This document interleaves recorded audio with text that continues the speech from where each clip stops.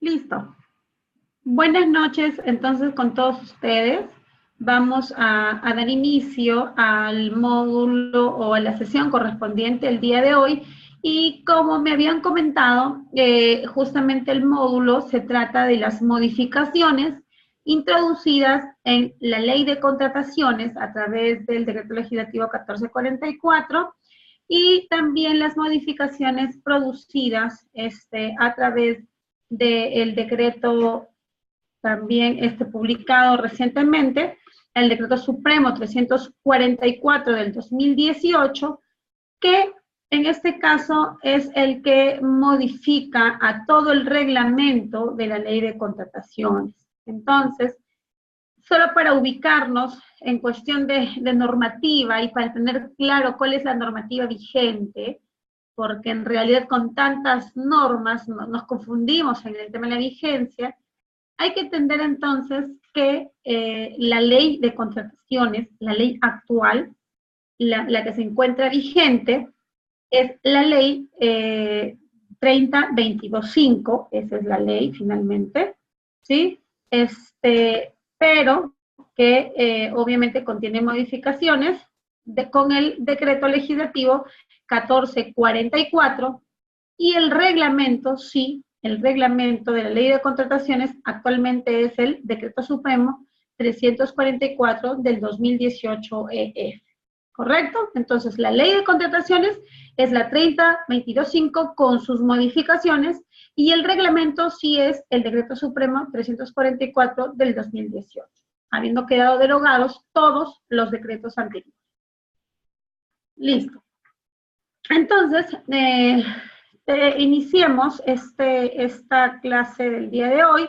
Me comentaron que estuvieron viendo ya algunas modificaciones que las conversaron en la clase, las dos sesiones pasadas con el doctor Wilson, ¿no? Que por motivos laborales no ha podido continuar con ustedes y le he pedido pues que me haga cargo de esta sesión. Si tuvieran ustedes alguna consulta o alguna duda con referencia al tema que estamos tratando, no se olviden que reviso constantemente el chat y a través de ese mecanismo podemos interactuar y absolver las consultas que ustedes tengan en el momento. ¿Sí? Entonces vamos a dar un repaso bastante rápido, bastante general de lo que han visto ya hasta el momento. Me dijeron que ya habían hecho las modificaciones en cuanto a lo que respecta a actuaciones preparatorias. Entonces, el día de hoy vamos a comenzar nosotros con las modificaciones introducidas ya en la etapa del procedimiento de selección. Y no sé si me siguen con las diapositivas, vamos a seguir a partir de la diapositiva número 18, ¿sí? Vamos a ver entonces cuáles son las modificaciones que nos traen estos dos dispositivos legales que les acabo de mencionar, tanto el Decreto Legislativo 1444 como el Decreto Supremo, que también les menciono, 344 del 2018. ¿Ya? Entonces, respecto al procedimiento de selección, antes de iniciar con la explicación, debemos tener siempre claro que todo procedimiento de contratación va a tener siempre tres etapas. La etapa de actuaciones preparatorias, cuyas modificaciones ya han sido analizadas, la etapa del procedimiento de selección, que justamente las modificaciones las vamos a conversar durante lo largo de estas sesiones, y finalmente la etapa de ejecución contractual. ¿Sí? Entonces, esta etapa del procedimiento de selección está a cargo de un comité de selección, como ustedes recordarán, ya han visto también que se puede conformar comités especiales permanentes, cuál es la conformación de estos comités. Para el caso de bienes y servicios está integrado por 3 personas, en el caso de obras por ahí me parece que son 5 los integrantes, etc.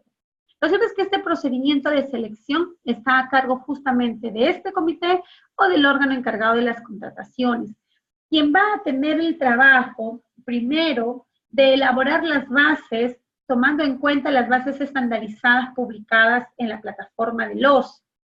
A estas bases estandarizadas debe completarlas utilizando la información estrictamente consignada en el requerimiento o en los términos de referencia o en las especificaciones técnicas. Luego de haber realizado esta labor, el comité pues publica o convoca el procedimiento de selección en donde va a tener la misión y la obligación de elegir a un proveedor de los tantos que puedan participar para que le pueda pues informar a la entidad de que ha sido ese proveedor el seleccionado para que suscriba un contrato con la entidad, ¿sí? Una vez que esto suceda, después de haber hecho las evaluaciones y calificaciones correspondientes, la entidad entonces mantendrá la obligación de suscribir un contrato con este proveedor que haya sido adjudicado con la buena pro en el procedimiento de selección. Culminado ello, ya procedería la suscripción del contrato, todo lo que se daría inicio a la etapa de ejecución contractual, ¿verdad? Y en la etapa de ejecución contractual veremos pues los temas relacionados justamente a las ampliaciones de plazo, a las penalidades, por ejemplo, al tema de los adicionales, las modificaciones al contrato, con los contratos complementarios, las conformidades, el pago, etc. También se verán el tema de la solución de controversias, propiamente hablando de la conciliación o el arbitraje o la junta de resolución de disputas. ¿Listo? Entonces, teniendo claro ese panorama, vamos a empezar a conversar de qué novedades nos trae el decreto legislativo 1444 y el reglamento a partir de su entrada en vigencia, que como ustedes también ya pueden haber escuchado, entraron en vigencia a partir del 29 de enero de este año, ¿cierto? Son las normas que tenemos vigentes. Entonces, en cuanto al procedimiento de selección, tenemos, por ejemplo, que la licitación pública que se convoca para el caso de la adquisición de bienes y para la ejecución de obras, en este caso, para temas explicativos, se ha separado la licitación pública para justamente los objetos que les menciono, bienes y obras, y se ha unido con el concurso público solamente para efectos de una explicación, ¿sí? Y lo que quiere explicarse a través de esta diapositiva son dos cambios y hasta tres cambios bastante relevantes que tienen que ver con la simplicidad del procedimiento de selección. En la exposición de motivos del Decreto Supremo 344, justamente se señala de que la idea de estas modificaciones ha sido, pues, dar mayor celeridad a los procesos de selección, a los procedimientos de selección, y además usar las tecnologías de la información. Ustedes recordarán, hemos visto con ustedes un módulo denominado Gobierno Electrónico, donde vimos, pues, cuáles eran esos mecanismos, esas herramientas, esas tecnologías de la información que permitían también que el Estado pueda cumplir sus fines. ¿Sí? Entonces vamos a conversar respecto de, primero, esta modificación en la que se señala que la presentación de ofertas, ¿sí?, y además el otorgamiento de la buena pro deben realizarse a través de la plataforma del SEAS. Antes de ello, para darle explicación a esta diapositiva que tenemos en pantalla, podemos entonces mencionar que el concurso público para los servicios en general se va a tramitar o tiene el mismo procedimiento que una licitación pública. ¿Y cuál es esta formalidad o cuál es este procedimiento? Tenemos primero la convocatoria, que definitivamente se realiza a través de la plataforma del SEACE. Tenemos luego el registro de participantes, que también se hace de manera electrónica a través de la plataforma del SEACE. Y posteriormente tenemos la etapa de formulación de consultas y observaciones. Esta etapa de formulación de consultas y observaciones tiene un plazo máximo de 5 días. En este caso, luego de realizarse la formulación de consultas y observaciones por los participantes, que también la realizan a través de la plataforma del SEACE, solicitando la aclaración a sus dudas a través de las consultas u observando aquellas vulneraciones de las normas a través de las observaciones. Luego de ello, la entidad tiene la obligación de poder contestar esas consultas o esas observaciones. Y aquí viene el principal cambio. Anteriormente, los procedimientos de selección, las etapas del procedimiento era solamente la absolución de consultas y observaciones. O sea, después de la formulación de consultas y observaciones, la entidad procedía a emitir el pliego de absolución de consultas y observaciones. Luego de ello, estoy hablando del procedimiento anterior, venía una etapa en la que los proveedores podían elevar en consulta o elevar ese pliego de consultas y observaciones, las elevaba al OCE, para que el OCE pueda emitir el pronunciamiento correspondiente. Después de esa etapa, el OCE emitía el pronunciamiento y notificaba a la entidad. Luego de ello, la entidad tenía la obligación de integrar las bases incorporando lo que se había modificado en el pliego de absolución de consultas y observaciones y además incorporando el pronunciamiento emitido por el OCE. Con ello, y también alguna acción de supervisión que haya tenido el procedimiento de selección. Con ello, procedía el comité a publicar la integración de bases. Luego de la integración de bases, algunos postores todavía tenían la posibilidad de acudir nuevamente al OCE por un tema de denuncia de incorrecta integración de bases, porque no se había acogido o no se había dado cumplimiento a lo señalado por el OCE en este pronunciamiento. Todo ello hacía que el procedimiento de selección pueda dilatar y demorarse hasta más de 100 días en el procedimiento de selección. Es por ello que la modificación entonces plantea ya no hacer estas etapas de manera separadas, sino unificar la absolución de consultas con la absolución de observaciones y incorporar a esta etapa la integración de bases. Es decir, una vez presentadas las consultas y observaciones por parte de los proveedores, la entidad tendrá la obligación no solo de publicar el pliego de absolución de consultas y observaciones, sino también de publicar inmediatamente las bases integradas. Todos estos documentos se van a colgar o publicar en la plataforma ICEACE de manera simultánea, es decir, la absolución de consultas y observaciones y la integración de bases. Todo ello será publicado en la plataforma del CEACE.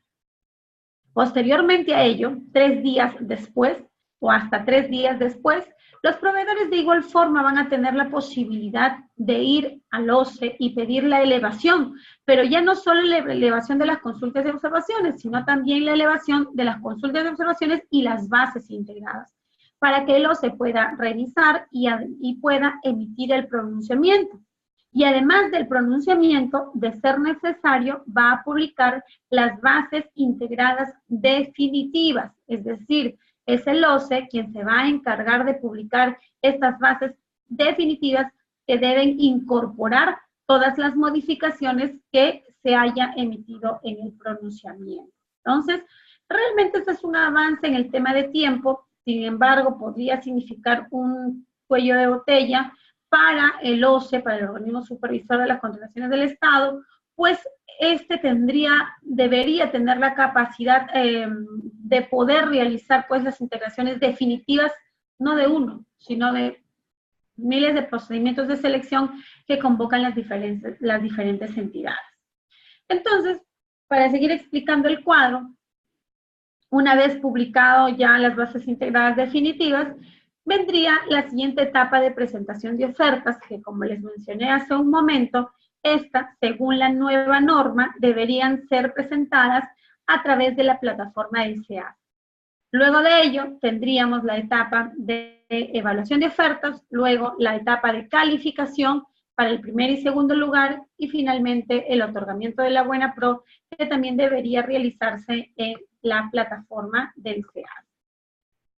Esto entonces es el cuadro resumen para el procedimiento de la licitación pública y el concurso público. Hacemos lo mismo para el concurso público solamente para las consultorías, donde vemos que la dinámica es la misma, ¿sí? Convocatoria, registro de participantes, formulación de consultas y observaciones, absolución de esas consultas y observaciones y la integración de bases, la presentación de ofertas, calificación, evaluación y otorgamiento de la buena pro, ¿sí? Eso es, entonces, ¿en qué cambia? Cambia de repente en el tema de los plazos, ¿sí? Y además también en el tema de la calificación, ¿ya? En este caso, en el caso de la licitación pública y el concurso, la licitación pública, perdón, y el concurso público para los servicios en general, tenemos que primero se va a realizar la etapa de evaluación de ofertas y luego la calificación de ofertas, mientras que en la etapa del concurso público para las consultorías se realizará primero la calificación y después la evaluación, ¿ya? No se preocupen porque luego cuando ya veamos a detalle el procedimiento de la evaluación de las propuestas, vamos a retomar este tema para dejarlo claro.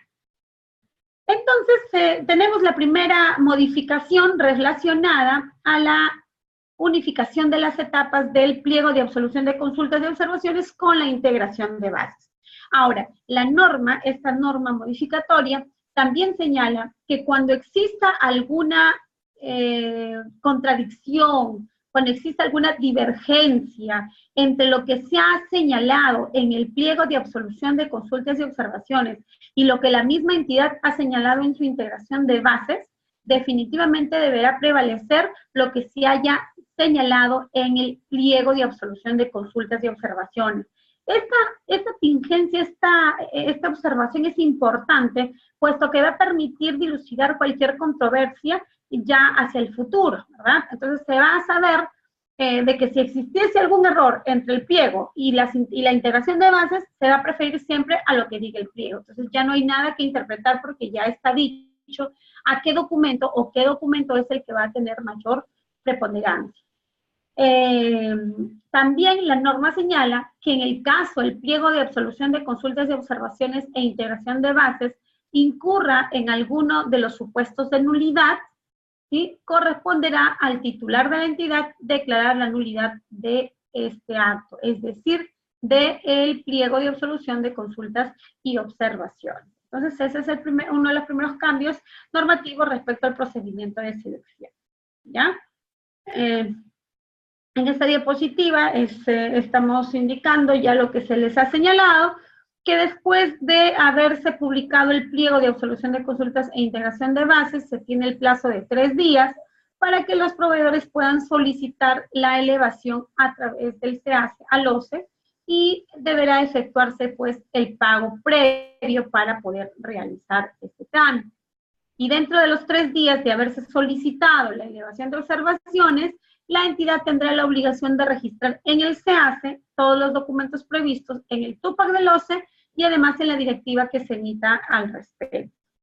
El pronunciamiento que emite el OCE por pedido de los proveedores y los participantes va a incluir una revisión de oficio sobre cualquier aspecto trascendente de las bases, no solo por lo reclamado por los participantes, sino por cualquier aspecto que ellos consideren relevante.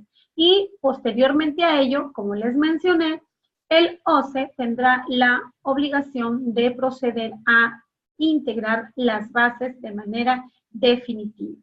Y el plazo para la emisión del pronunciamiento, que es de 12 días, se contabilizará a partir del registro que realice la entidad de los documentos que se señalan en el TUPAC. ¿Sí? Esas son entonces las modificaciones. Ahora, en cuanto a la presentación de la oferta y notificación del otorgamiento de la Buena Pro, les mencioné en los cuadros iniciales que de acuerdo a esta modificación se ha dispuesto que tanto la presentación de las ofertas como el otorgamiento de la Buena Pro debe realizarse de manera electrónica, ¿sí? Es decir, a través del SEACE. Sin embargo, la misma norma, a través de su 6ª disposición complementaria y transitoria, ha señalado que la implementación de las licitaciones públicas y de los concursos públicos electrónicos se van a realizar de forma gradual, de forma progresiva, de acuerdo a lo que establezca el OCE mediante algún comunicado oficial que será publicado en la plataforma, ¿no? En tanto, señala la norma en esta 6ª disposición complementaria transitoria, que en tanto no se implemente lo dispuesto en la presentación de ofertas y otorgamiento de la Buena Pro, según corresponda, se va a realizar en acto público. O sea, Vamos a seguir tramitándolas como las hemos tramitado hasta hace poco, hasta que el OCE emita el comunicado oficial indicando que la plataforma del SEACE ya se encuentra habilitada, ya se encuentra operativa para poder realizar la presentación de ofertas de manera electrónica, así como lo hacemos en las adjudicaciones simplificadas. Ustedes recordarán, por ejemplo, que las adjudicaciones simplificadas no eran electrónicas, ¿sí?, sino es que se volvieron electrónicas de manera gradual, de forma tal que el OCE fue emitiendo comunicados progresivos donde indicaba cuáles eran las entidades que a partir de determinada fecha debían convocar sus adjudicaciones simplificadas electrónicas, hasta que ya hace poco todas las entidades públicas deben colgar sus adjudicaciones simplificadas de manera electrónica. Es lo mismo que se espera en el procedimiento respecto a las licitaciones y a los concursos, con la finalidad de que la presentación de las ofertas se realice de manera electrónica a través de la plataforma del SEACE. Esta situación va a mejorar definitivamente el tema del tiempo, el tema de la transparencia en los documentos, y esperemos pues que sea una medida correcta para poder transparentar los procedimientos de selección.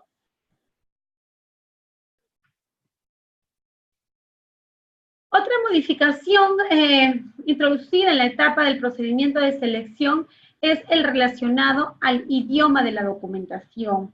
Siempre han habido modificaciones respecto al traductor que debe realizar la traducción de los documentos cuando los documentos que se presentan en la oferta no se encuentran en idioma español.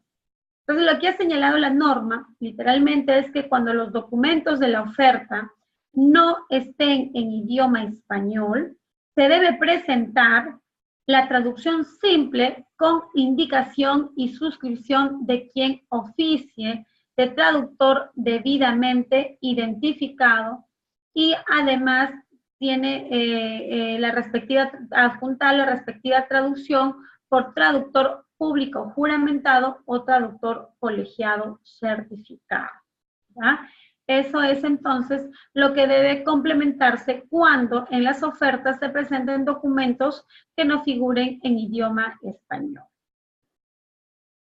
En cuanto a la subsanación de ofertas, creo yo también que es bueno reconocerlo, o sea, me parece que es adecuada, porque la forma de cómo la norma, en este caso, ha establecido literalmente cuáles son esos supuestos en los que la oferta puede ser subsanada o no subsanada. Y eso me parece adecuado porque cuando a veces deja una ventana demasiado abierta, el comité cae en la indecisión de saber si este documento es o no es un documento subsanable. Porque solamente con señalar que son subsanables aquellos documentos que no alteren el contenido esencial de la oferta, todos los integrantes del comité, ¿y qué es lo que se preguntan? ¿Y qué es lo que no modifique el alcance de la oferta? Trayendo consigo muchos problemas de interpretación. Ahora la norma me señala una lista detallada de qué procedimientos son o qué documentos son aquellos que van a poder ser subsanables, o cuáles son los errores materiales o formales que pueden ser subsanables. Así señala, son subsanables, entre otros, los siguientes errores materiales o formales. Por ejemplo, la omisión de determinada información en formatos y declaraciones juradas distintas al plazo parcial o total ofertado y al precio u oferta económica. Entonces, ese es el primer error, digamos, que reconoce la norma, ¿no? Omisión de determinada información en los formatos y las declaraciones juradas, pero que sean distintas al plazo parcial o total ofertado y al precio u oferta económica. ¿Qué nos quiere decir? O sea, que puedo equivocarme en cualquier formato, que puedo equivocarme en cualquier declaración jurada, pero no en la declaración jurada o el formato que esté relacionado al plazo ofertado o al precio de la oferta. Eso me deja clara este literal. Otro error material o formal reconocido por la norma es la nomenclatura del procedimiento de selección y la falta de firma o foliatura del postor o su representante. ¿Sí? No me equivoqué, no era adjudicación simplificada número 9, era la licitación pública número 10. ¿Puedo cambiarlo? Sí. ¿Puedo subsanarlo? Sí, porque la norma lo está reconociendo como un error material o formal. La legalización notarial de alguna firma, cuando el contenido del documento con firma legalizada que se presente coincida con el contenido del documento sin legalizar que obra en la oferta. Es decir, que sea el mismo documento. ¿Puedo legalizar o puedo subsanar la falta de legalización de la firma en un documento? Sí, siempre y cuando el documento que esté presentado en la oferta sea el contenido sea igual que el documento que se va a legalizar. También hablamos de errores materiales o formales cuando nos referimos a la traducción de acuerdo a lo previsto en el artículo 59, en tanto se haya presentado el documento objeto de traducción. ¿Recuerdan hace poquito que hablamos, en la diapositiva anterior, hablamos del idioma de las ofertas? Dijimos que cuando se presentan documentos que no estén en idioma español, debía acompañarse la traducción oficial del traductor, etc. ¿Cierto? Entonces, si es que no se acompañase esa traducción, también será un tema subsanable. Así lo establece la norma.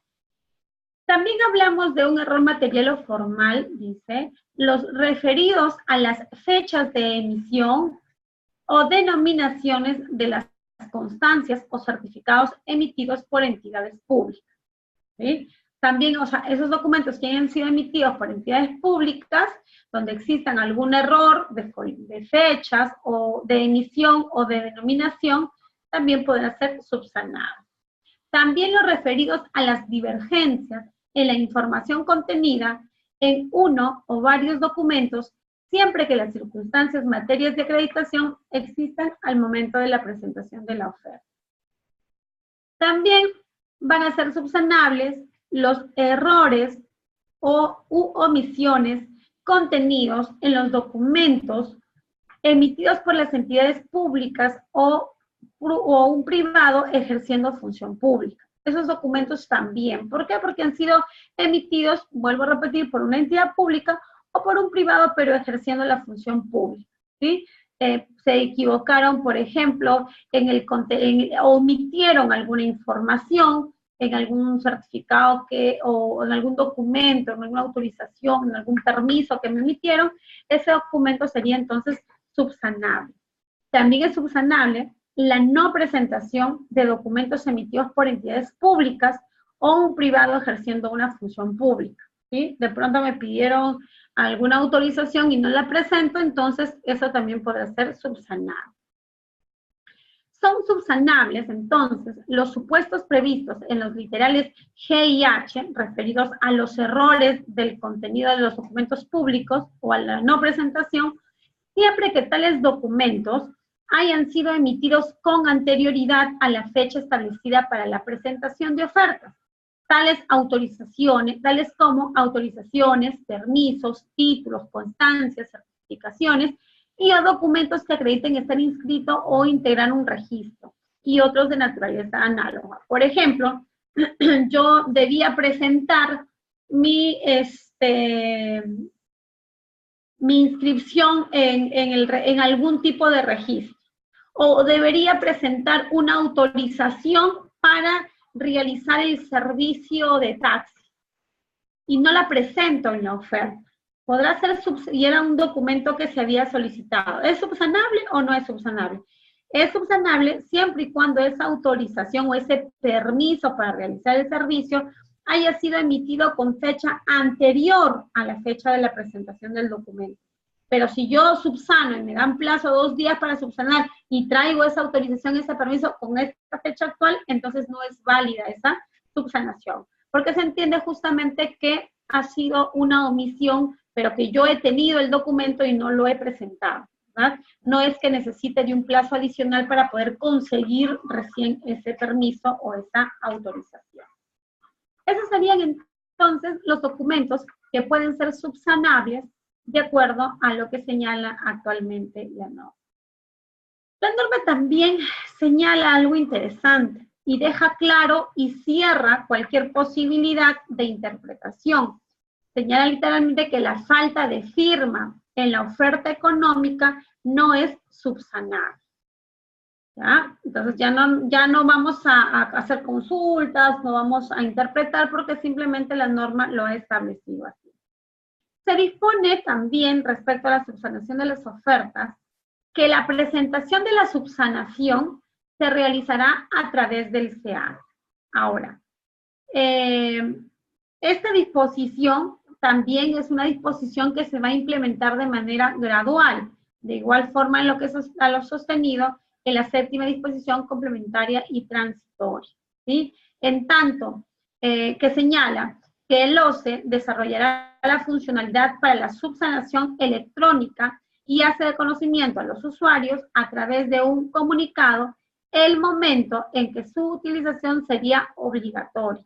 Y en tanto, señala esta sexta disposición, y en tanto no se implemente lo dispuesto, la subsanación de las ofertas se deberá realizar a través de la unidad de trámite documentario de la entidad, ¿sí? Entonces es una modificación, pero que todavía no entra en aplicación, todavía no se aplica.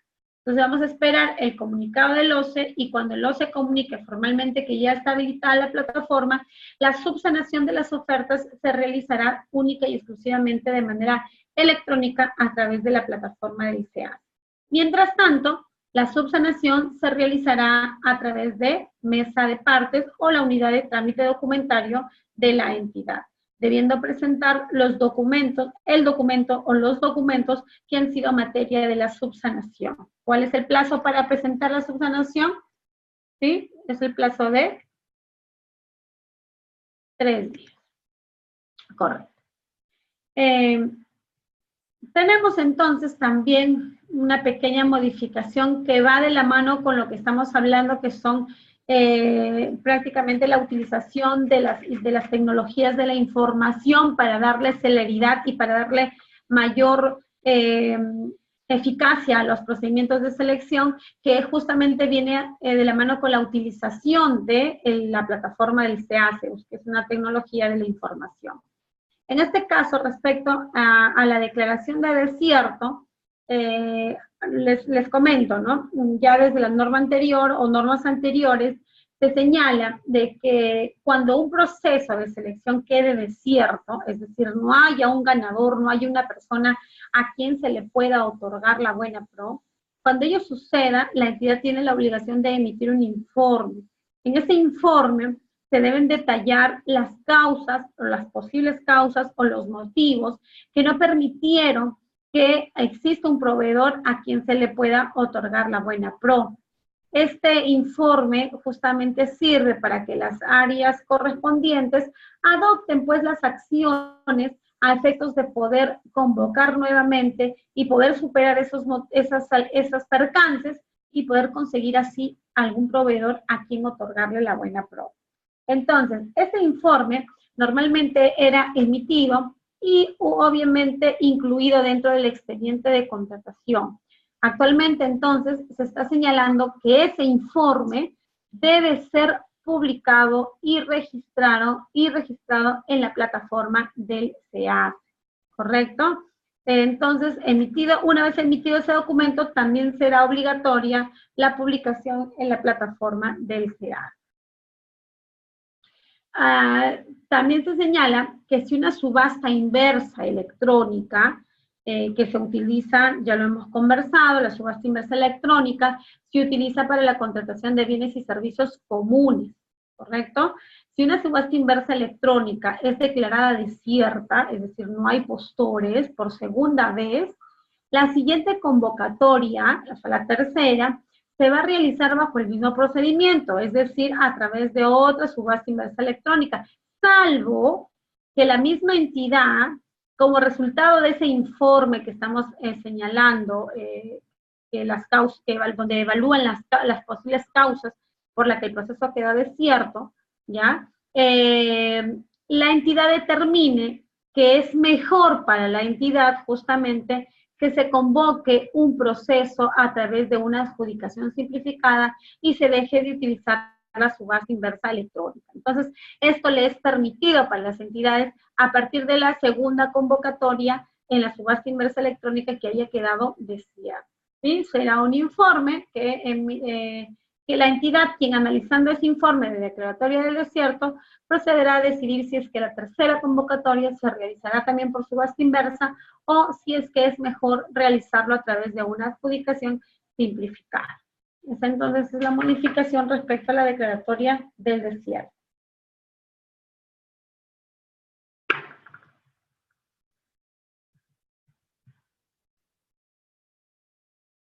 En el caso hay otra modificación también relacionada al rechazo de ofertas. ¿Y qué es el rechazo de ofertas?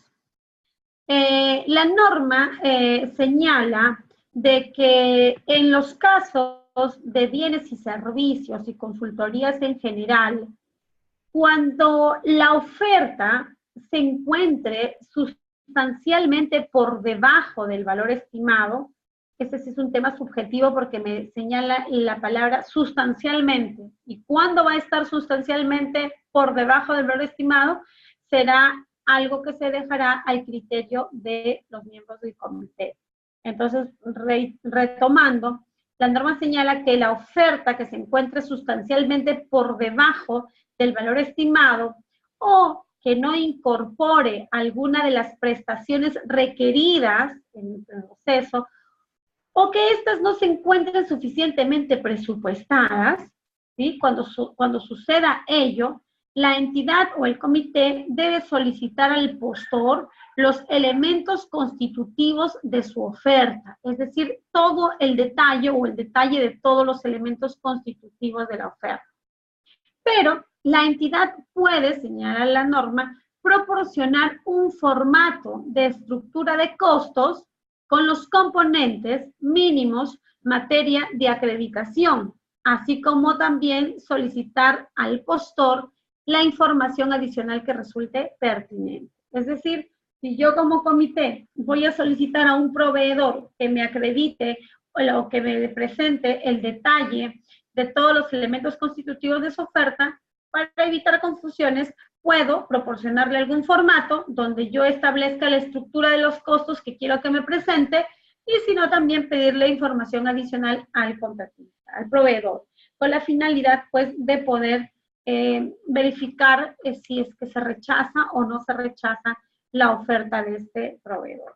Acuérdense que si no le genera convicción al comité o al órgano encargado, esta oferta puede ser rechazada, justamente por haberse encontrado sustancialmente por debajo del valor estimado o porque no se incorporaron alguna de las prestaciones requeridas o que estas no se encuentren lo suficientemente presupuestadas.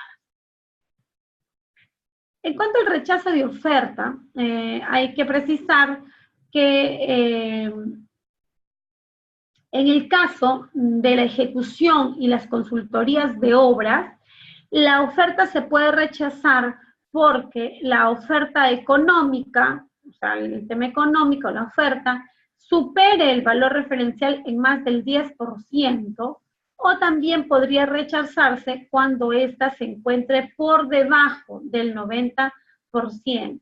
Aquí en este cuadro podemos advertir, podemos verificar en la línea, ¿no? Que en el centro se encuentra el 100% del valor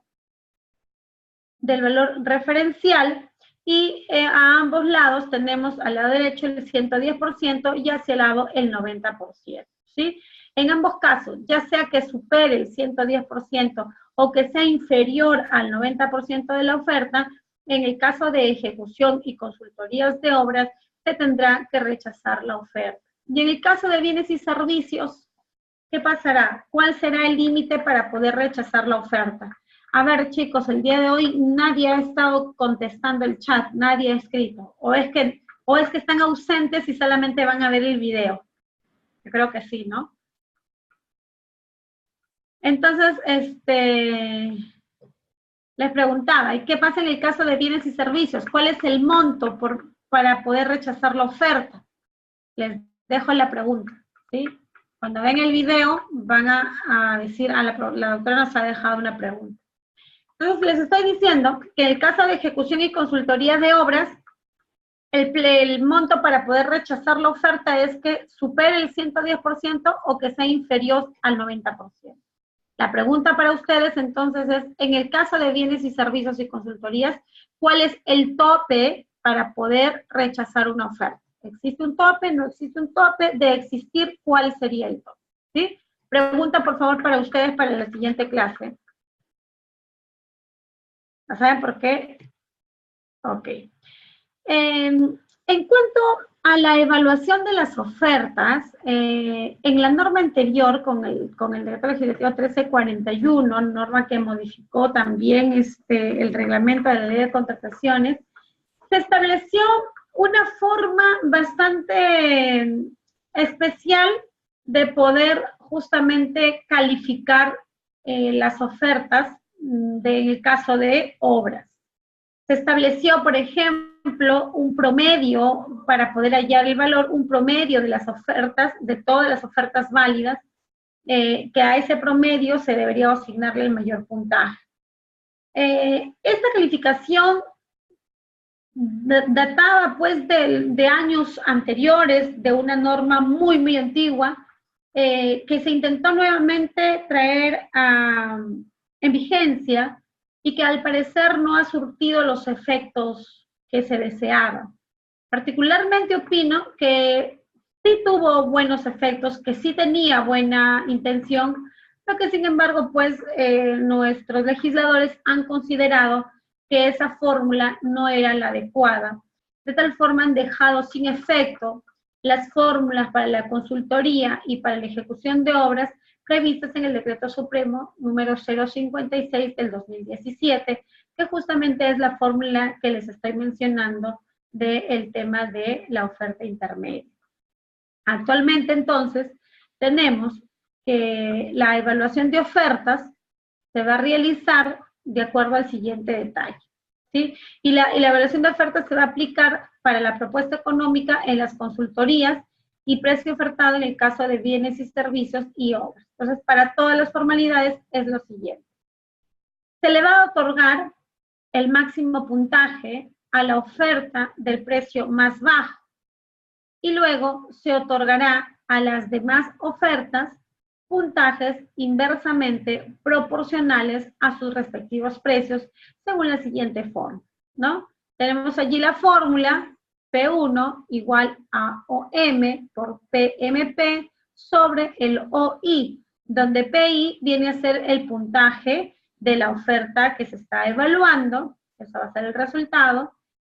OM tiene o significa el precio de la oferta más baja, allí siempre va a ir el mismo valor, el puntaje, el precio de la oferta más baja, ¿sí? Y PMP, que viene a ser el puntaje máximo del precio, es decir, cuánto puntaje se le está dando como calificación a esa oferta.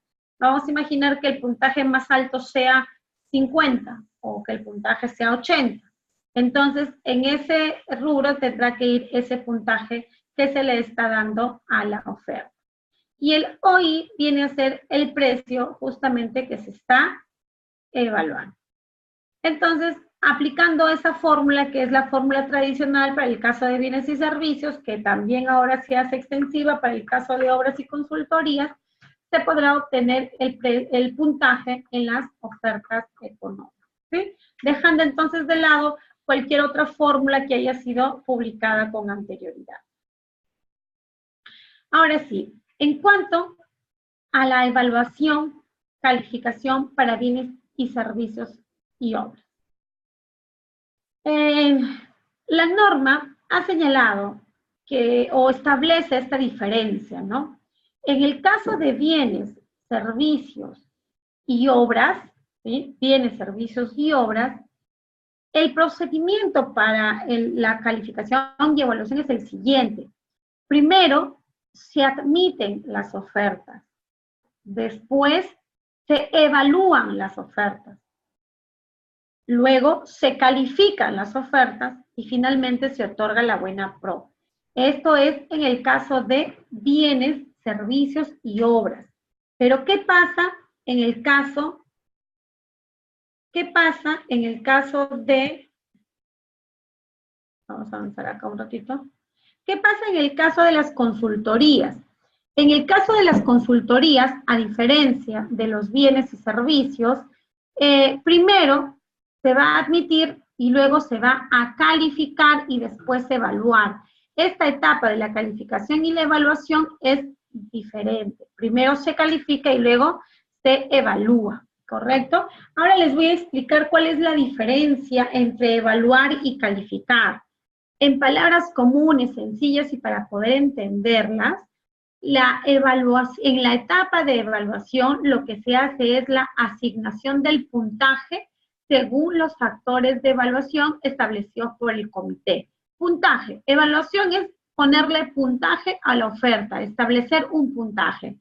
Y calificación viene a ser solamente la revisión del cumplimiento de los requisitos de calificación solicitados al postor. Aquí ya no hay puntaje, aquí solamente hay verificación de documentos, pero que estén relacionados con los requisitos de calificación, ¿correcto?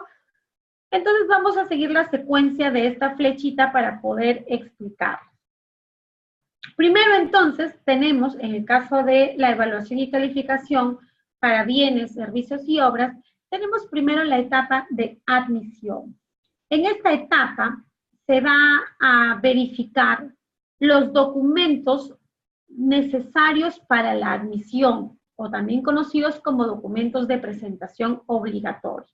En las mismas bases estandarizadas encontramos el título de documentos para la admisión. Estos documentos van a ser revisados a todos los postores, a todos aquellos que se hayan presentado en el procedimiento de selección. ¿Cuáles son los resultados de esta etapa de admisión?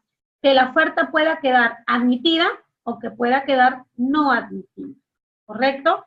En esta etapa de admisión se van a verificar los documentos, vuelvo a repetir, de admisión o de presentación obligatoria, y si es que además las ofertas responden a las características y o requisitos funcionales y o condiciones de las especificaciones técnicas o los términos de referencia. Eso es lo que se tiene que verificar, ¿correcto?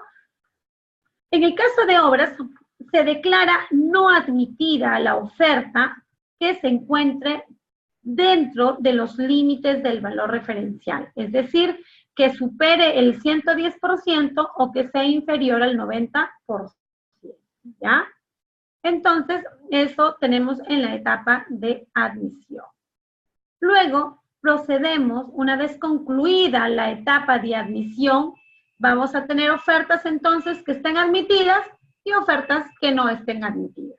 O podría ser que todas las ofertas estén admitidas, ¿verdad? Pero esas son las calificaciones que se van a obtener, admitida o no admitida. Luego de ello, solamente los postores que hayan sido declaradas admitidas sus ofertas pasarán a la siguiente etapa denominada etapa de evaluación. En esta etapa de evaluación, como ya se los mencioné, la finalidad es aplicarle el puntaje, considerando los factores de evaluación.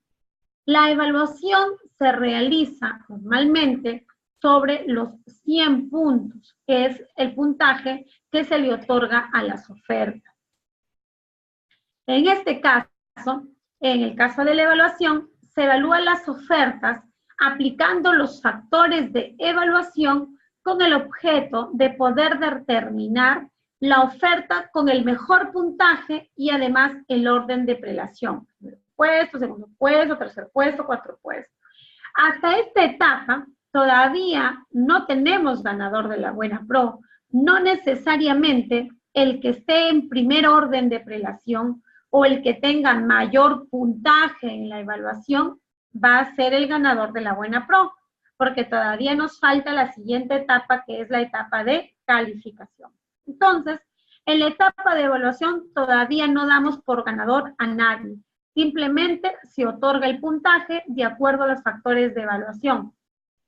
¿Qué ofertas? Todas las ofertas que hayan quedado admitidas. Una por una. Factor de evaluación precio. ¿Qué puntaje le corresponde? Tanto.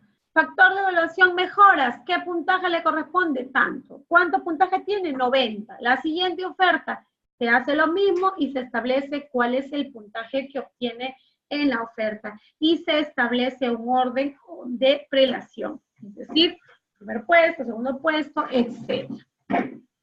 ¿Correcto?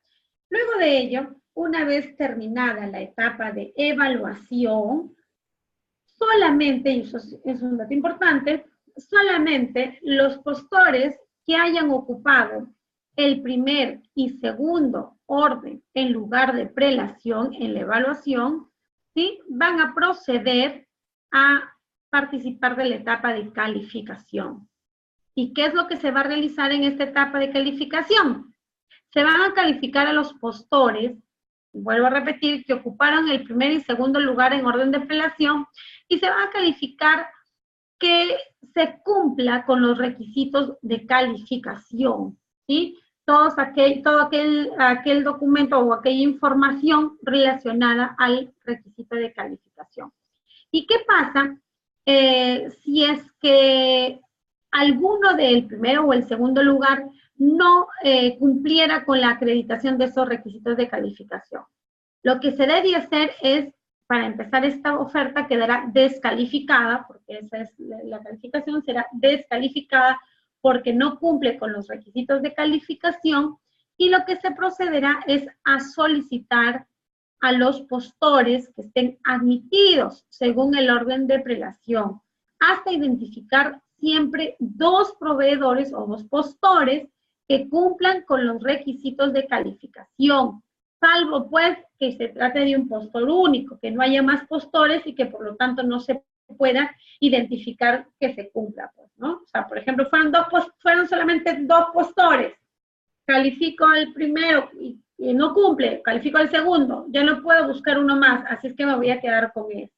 Pero cuando existiese la pluralidad de postores, cuando existiese una mayor cantidad, número de proveedores, después de la etapa de evaluación, pasada la calificación, se escogerá al primer y al segundo orden de prelación, se va a realizar la calificación, y si alguno de estos 2 no cumple, lo que se tiene que hacer es buscar otro proveedor que siga en el siguiente orden de prelación, de tal forma que siempre tenga 2 proveedores que estén participando, 2 postores que cumplan con los requisitos de calificación. Y en el caso de obras, no solamente vamos a necesitar 2, sino vamos a necesitar 4 postores que cumplan con los requisitos de calificación, ¿correcto? Las ofertas que no cumplan con los requisitos de calificación en esta etapa serán descalificados. Luego de esta etapa de la calificación, tenemos ya la etapa del otorgamiento de la buena pro, ¿ya?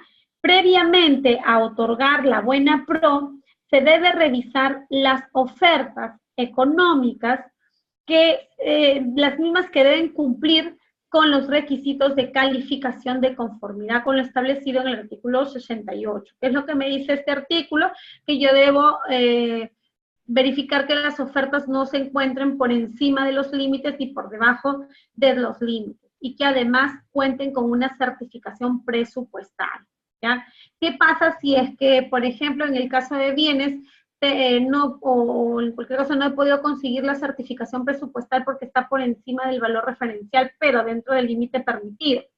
En ese caso, si no se cuenta con la certificación presupuestal, debe rechazarse la oferta, ¿ya? Así es. Entonces, finalmente, de rechazarse en esta etapa alguna de las ofertas, también se deberá proceder a calificar los documentos de otro postor para siempre acreditar que existan 4 proveedores, en el caso de obras, que cumplan con los requisitos de calificación, ¿sí? O en el caso de bienes y servicios, con 2 proveedores.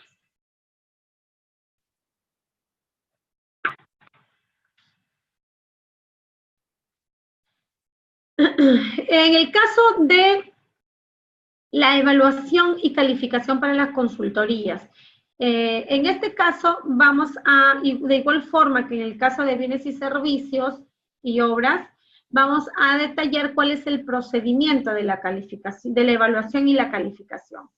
Tenemos que, igual que el procedimiento anterior, iniciamos con la etapa de la admisión. En esta etapa de la admisión, el comité va a revisar los documentos de presentación obligatoria, los documentos de admisión, y además debe verificar también si es que las ofertas responden a las características y a los requisitos funcionales y a las condiciones del término de referencia. De ser ello así, entonces deberá declarar admitida la oferta. De no ser así, deberá declarar que la oferta ha sido calificada como no admitida. Después de terminada esta etapa de admisión, procedemos a la etapa de calificación. Acuérdense, en la lámina anterior les mencioné que después de la admisión pasamos a la etapa de evaluación. Aquí cambiamos. Después de la admisión pasamos a la calificación. Y de acuerdo a lo que les mencioné en la lámina anterior, la etapa de calificación corresponde realizar la verificación del cumplimiento de los requisitos de calificación. ¿Ok? ¿Quiénes pasan a esta etapa? Todos los postores cuyas ofertas hayan sido declaradas admitidas. En este caso, se califica el cumplimiento de los requisitos de calificación y aquellas ofertas que no cumplan con estos requisitos serán descalificadas. Posteriormente a la etapa de calificación, pasamos a la etapa de evaluación, etapa en la cual deberán asignarse los puntajes de acuerdo a los factores de evaluación establecidos en las bases estandarizadas, ¿correcto?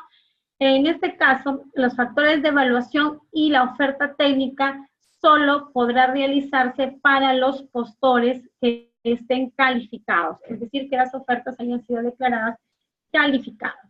Acuérdense que en el caso de las consultorías vamos a tener dos puntajes, un puntaje para la evaluación técnica y un puntaje para la evaluación económica que se realizan de manera separada, mientras que en el caso de bienes y servicios y obras tenemos una sola sumatoria, un solo puntaje que es justamente de 100 puntos, donde está incluida toda la oferta técnica, por llamarlo así, y la económica, mientras que en el caso de las consultorías sí tenemos dos evaluaciones. Es por ello que en el caso de bienes y servicios y obras, se presenta un solo sobre, mientras que en el caso de consultorías se presentan dos sobres. Un sobre con la evaluación técnica, con los documentos que contiene la oferta técnica, y un sobre que contiene la evaluación económica. Se evalúa la oferta técnica aplicando también los factores de evaluación, ¿correcto? En este caso, luego de que se han asignado los puntajes de acuerdo a los factores de la evaluación, se evalúan las ofertas económicas de los postores, en este caso, que alcancen el puntaje mínimo. ¿Cuál es el puntaje mínimo? De acuerdo a lo establecido en las bases estandarizadas, el puntaje mínimo en el caso de consultorías es 80 puntos. Si es que no alcanza 80 puntos en la evaluación técnica, no podrá pasar a la evaluación económica. Solamente si es que obtuviese un puntaje mayor a este, podrá acceder a la etapa económica. ¿Sí? Entonces, luego de haber accedido a la etapa económica, se va a determinar un puntaje total de la oferta técnica y económica. Es decir, se van a sumar a través de una fórmula tanto la oferta técnica como la oferta económica, de tal forma que se establezca un puntaje total. El que tenga el puntaje total mayor será a quien se le otorgue la buena pro. Antes de otorgarle la buena pro, previamente se tiene necesariamente que revisar que las ofertas económicas cumplan pues con el tema de los topes y que además tengan la certificación presupuestal. Pues sin certificación presupuestal no podrá ser posible que se otorgue la buena pro. ¿Sí? Chicos, quisiera saber si ustedes tienen alguna consulta, por favor, porque de verdad que creo que es una de las clases donde hemos hablado más y no ha habido mucha interacción de ustedes. Creo que ustedes no están conectados. Entonces, quisiera saber, por favor, si es que tienen alguna consulta, los que estén conectados, ¿sí? Y si no, bueno, gracias, Cristian. Entonces, muy bien. Entonces, no ha sido necesaria las consultas porque me dice Cristian está entendido. Listo, entonces ya hemos visto las diferencias entonces en cómo se procede con la evaluación y la calificación en el caso de las consultorías y las evaluaciones que se hacen en el caso de bienes y servicios y obras, ¿cierto? Es bastante sencillo, estoy procurando explicarles lo más sencillo posible para que sea, pues, como dice el señor Cristian, entendible por todos. De eso se trata la contratación pública, ¿no? De que la podamos entender, porque finalmente la vamos a aplicar y creo que si la entendemos de manera sencilla, vamos a poder también trabajarla como logísticos, como proveedores de manera sencilla, ¿ya? Vamos a tratar la última diapositiva mencionando el tema de la modificación en cuanto al nuevo proceso o el nuevo procedimiento de selección que se ha contemplado, ¿no? Señalado, Camila y Yesora, señalado en el artículo 85 del reglamento, que es justamente el denominado concurso de proyectos arquitectónicos. ¿Y a qué se refiere este procedimiento? Los que van a llevar a cabo a través de un concurso público. En este caso, se utiliza para la contratación de consultorías de obra para la elaboración del expediente técnico de obras urbanas, de edificaciones y afines, ¿sí?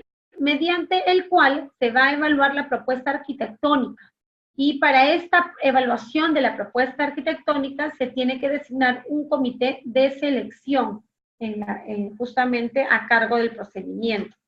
Pero adicionalmente de este comité, se tiene que designar o contratar, si es que no tuviesen a los especializados, a un jurado independiente. Este jurado independiente va a realizar la evaluación de la propuesta arquitectónica y debe estar compuesto también por 3 integrantes, pero estos 3 integrantes deben ser arquitectos de reconocida trayectoria y experiencia profesional, justamente para poder evaluar la propuesta arquitectónica, ¿sí? Esta es, digamos, la novedad también dentro de los procedimientos de selección en cuanto a los concursos de proyectos arquitectónicos. Para este concurso de proyectos arquitectónicos, se trabaja con una mixtura, ¿sí? El procedimiento en sí está referido a la contratación de una consultoría. O sea, recuerden ustedes que hemos hecho la evaluación de la consultoría, así se realiza para este concurso de proyectos arquitectónicos. ¿Ya? Debiendo además, dice, observarse lo siguiente. La evaluación técnica comprende la asignación del puntaje por el factor propuesta arquitectónica. Se le va a asignar un puntaje por ese factor. El comité de selección va a asignar un puntaje a dicho factor, o sea, a la propuesta arquitectónica, con base a la decisión vinculante del jurado independiente, la cual va a constar en el respectivo informe que se publicará en la plataforma del SEACE conjuntamente con las actas de evaluación de las ofertas.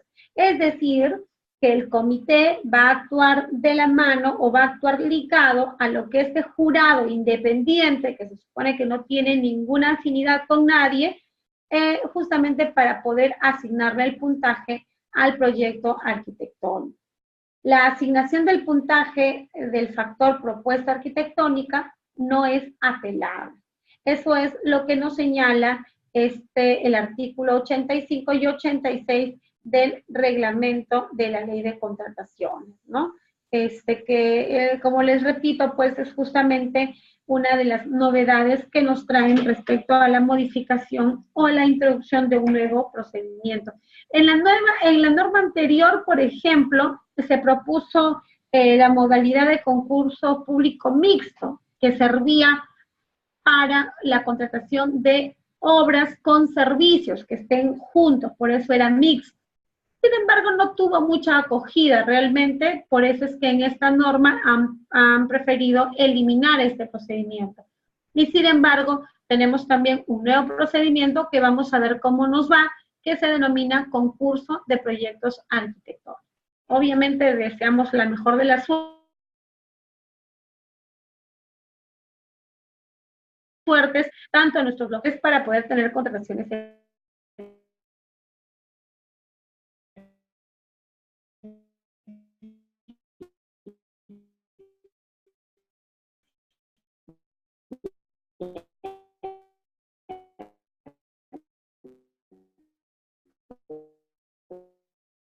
cuando publicaron la norma, la 3022.5, allá en el año 2015, fecha pues en la que se señaló que la contratación pública debía dar un giro de 360 grados. Se introdujeron modificaciones como, por ejemplo, el valor estimado de la contratación, y posteriormente las modificaciones seguidas a través del decreto legislativo 1341, nos dijeron, ¿sabes? Logístico, ya no te esfuerzas en entender que ya no es valor estimado, sino vamos a volver al tradicional valor referencial. Y nuevamente nos pusimos a trabajar con el valor referencial. Sin embargo, hoy nuevamente toman o retoman el reto para los logísticos de volver a figuras antiguas como el valor estimado. Y así un sinnúmero de modificaciones que creo que solamente repercuten en el trabajo del logístico, pues es el logístico, es el proveedor que deben entender estas modificaciones para poder trabajar adecuadamente. ¿Sí? Listo. Me pregunta Delia, dice, ¿podría definirnos qué es un proyecto arquitectónico?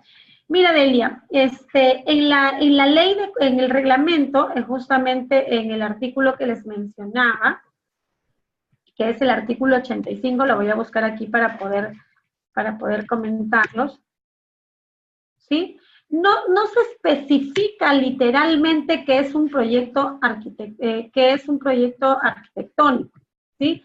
Se supone justamente que para ello se va a tener a este comité o a este consultor externo, que justamente es el que va a calificar este proyecto de arquitectónico, ¿no? Concurso de proyectos arquitectónicos. Déjame ver, quiero que vayamos al tema de, dame un segundo.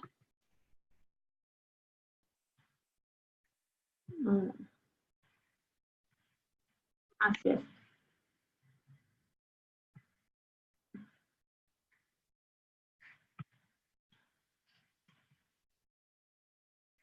Listo.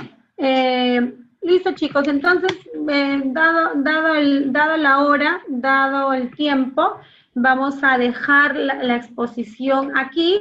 Delia, para la siguiente clase te ofrezco traer algo adicional al tema del proyecto arquitectónico. Vuelvo a indicarte que en la normativa solamente nos especifican de manera muy general el tema de un proyecto arquitectónico. Se supone que tiene que ver con la construcción o con la expediente, porque es la elaboración, no es la construcción, sino es la elaboración del expediente técnico. La idea es que existan concursos de justamente presentación de proyectos, ¿no? Me imagino, pues tú tienes el proyecto de construir arquitectónicamente, pues un coliseo, un museo, ¿no?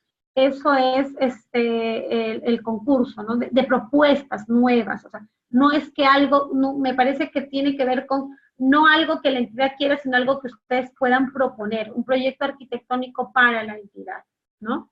Por eso es que ustedes tendrán que elaborar ese expediente técnico. Con esa promesa entonces de ahondar en el tema del proyecto arquitectónico, yo me despido de ustedes hasta la siguiente sesión, salvo que tengan alguna otra consulta.